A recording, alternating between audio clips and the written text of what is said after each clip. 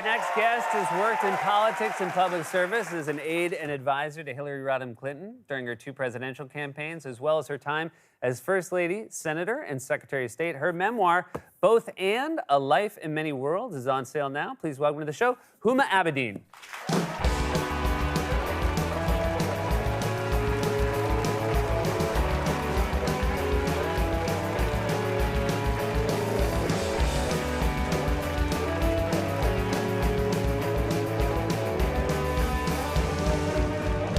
Welcome to the show. Thank you for having me. I'm so excited. You've been here before in the green room when Hillary has been a guest on the show, and now you are on camera. You are on this in studio. You've been doing a lot of press for your book tour. How are you adjusting to being the focus of attention? I still walk backstage and then keep looking behind me for Hillary because assuming that's who you're expecting to talk to, and then realize I have to go out and say words. And I wrote many words, and now I'm saying many words, and I'm having a great time. I gotta be honest, you're a natural.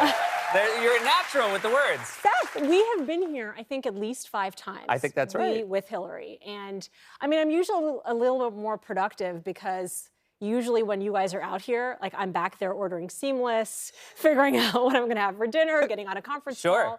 So I actually have a conference call in my ear on one side. Okay, while we're having this conversation, I bet that you're probably pretty good at that sort of multitasking. Multitasking. There's a lot of multitasking in this book.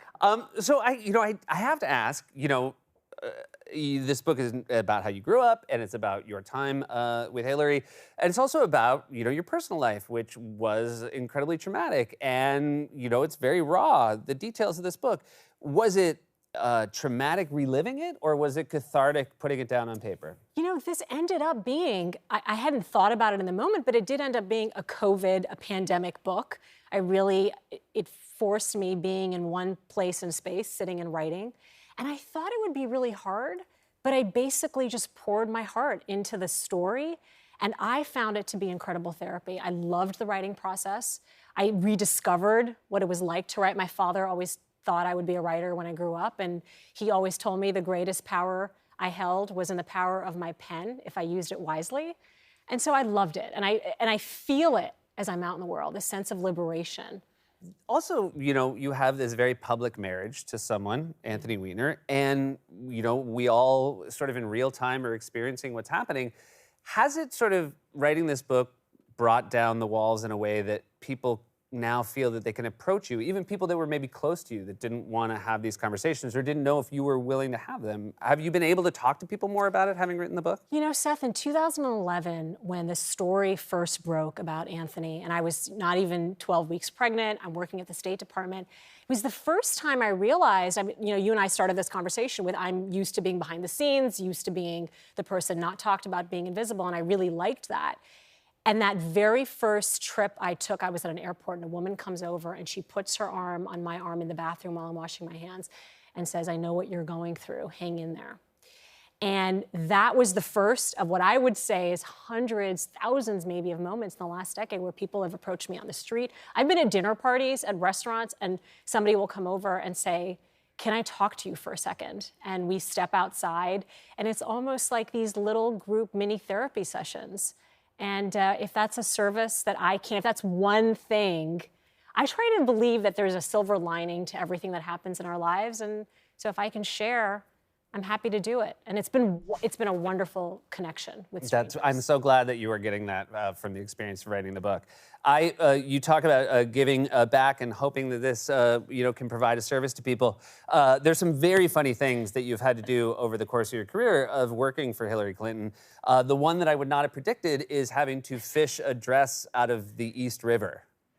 So I have a lot of friends who now work in the Biden administration, and the young ones would call me and say, well, how do I train? What do I do? And how did you know? Because I was a 21-year-old when I walked into the Clinton White House in 1996. I had no idea. It was a total sink or swim attitude there. And I think in part, that was part of the training. It was, let's just see how she does. And the very first trip I took with the president and first lady to New York City, on Marine One. I did not know that when a president traveled, there's more than one helicopter. I'm on the staff helicopter with all the luggage.